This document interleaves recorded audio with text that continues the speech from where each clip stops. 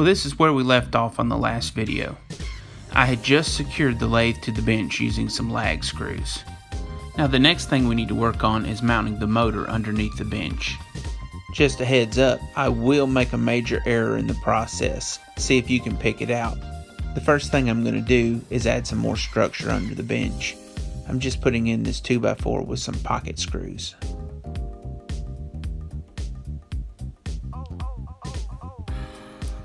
Now to build the platform that holds the motor itself. Here I've got some 1/2-inch plywood scrap, and I'm reinforcing it with some 2x around the edges. Now I've got another 2x4, and I'm screwing some old door hinges I salvaged onto it. This is going to allow our platform to pivot up and down.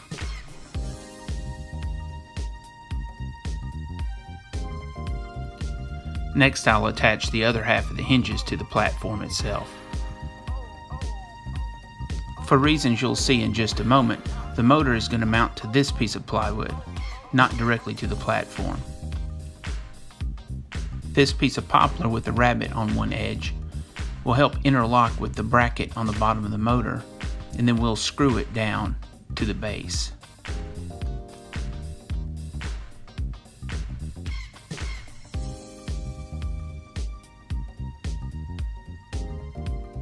Once that's done, we'll slide the motor back on, and we'll secure the motor through the brackets into the piece of poplar with some screws.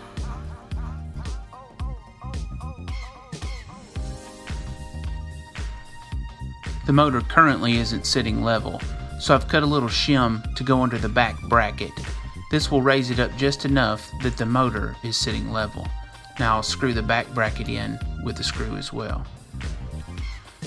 Despite experiencing the worst camera shaking earthquake I've ever seen, I was able to push on through and attach the platform underneath the bench. You can see how it raises up and down now. Here I'm using another 2x to cut some runners that will guide our motor base on top of our platform.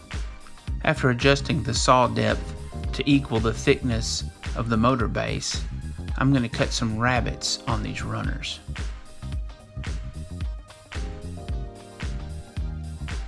Now we'll cut the runners to length.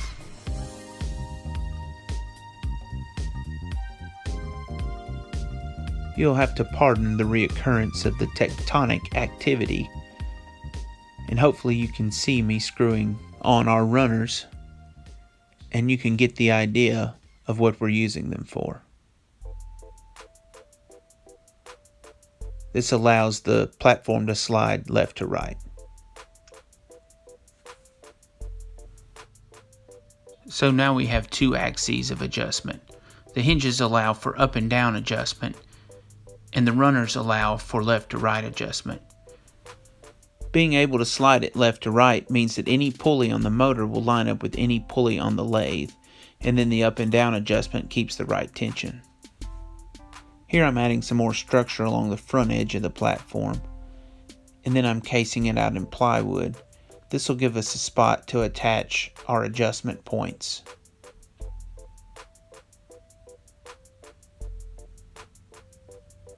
Now I'm adding some structure on the right side of the platform as well. As you can see, the platform fits pretty nicely in between there. Instead of hanging the motor off of the belt, we're going to lock the platform in at the correct height. To do this, we're putting a barrel bolt on either side, and those barrel bolts will slide into a corresponding hole in the frame. There will be a series of holes at different heights so that the platform can be locked in at the appropriate height based on the pulley combination in use at the time. And here I'm drilling the first set of holes.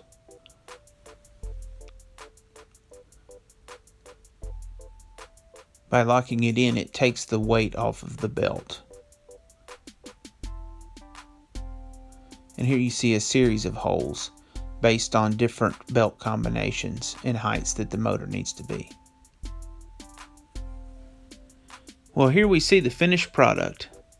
Everything's hooked up, the belt's routed down through the table, it's hooked to the motor, everything's running smoothly. We see all the electrical run underneath there. that should be a wrap. Everybody have a nice night. Drive safely. Thank you.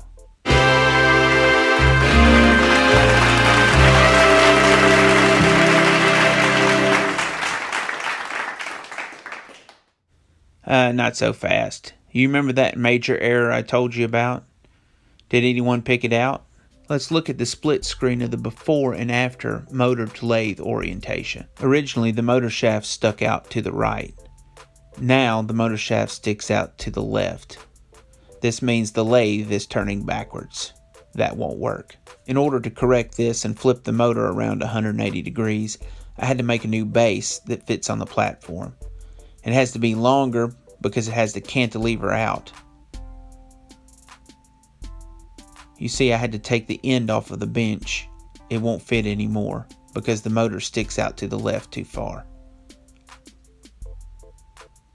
But it seems to work now, and it spins the correct way.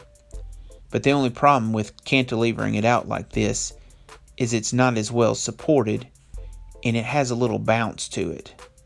We're going to have to tighten it up a little bit. You can also see from this view that I had to cut out quite a bit of the support post for the motor to clear now. I'm drawing a line down the center, and we're going to cut out a channel. First, I drill some pilot holes in the end.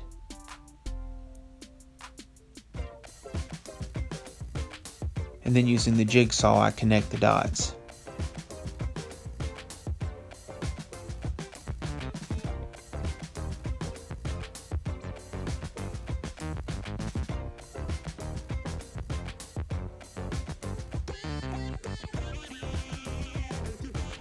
Now I'm drilling a 1/4 inch hole down through the center.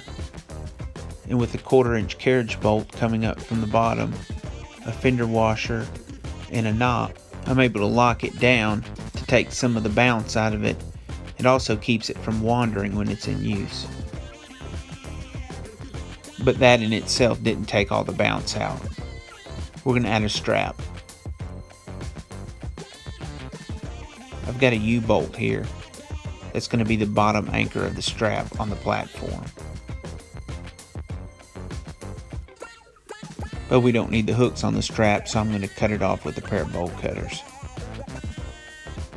And then it's just a matter of threading the strap onto the U-bolt.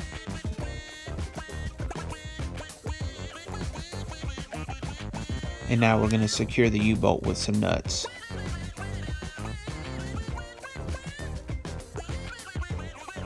My U-bolt wasn't long enough to fit through all the layers at the top, so I fashioned up a little bracket out of a plate, and we're going to screw this on for the top anchor point.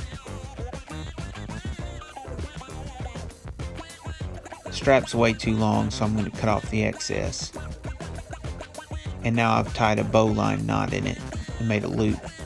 Here I'm freehanding a handle that we're going to cut out and use as an adjustment for the motor base.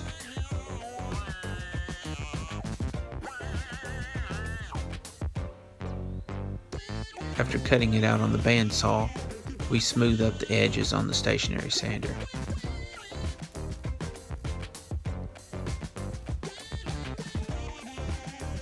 This is where it'll go.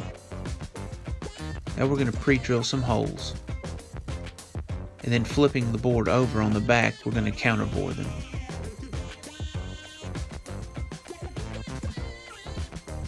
And using some screws from the bottom, we're going to attach the handle.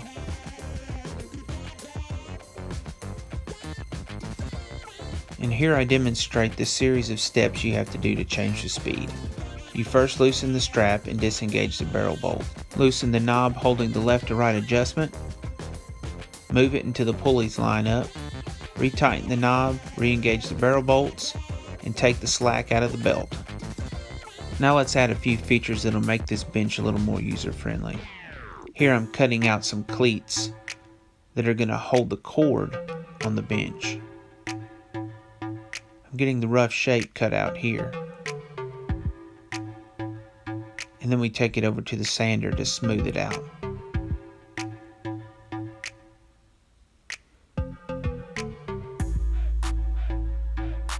Now I'm going to screw the cleats on the side of the bench top.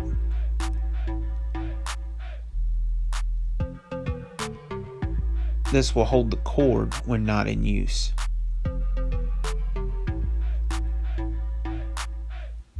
Now we need a way to hold the chisels and gouges. We're going to hang them from these screw hooks. I decided to space them 2 inches apart, so I cut a 2-inch block of wood, and I'm using it as a guide to drill my holes. And now it's just a lot of screwing in hooks. This really burns the forearms.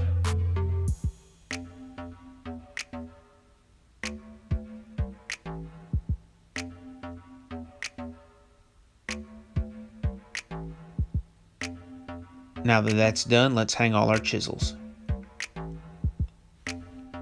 Well, there you have it, the finished product. I think it turned out pretty good. It's a definite upgrade from the original, and the motor adjustability engineering we've come up with will definitely make it easier to use and give this 60-something-year-old lathe many more years of use in my shop. Well, I hope you enjoyed watching this series as much as I enjoyed building it. Well, until next time, thanks for watching.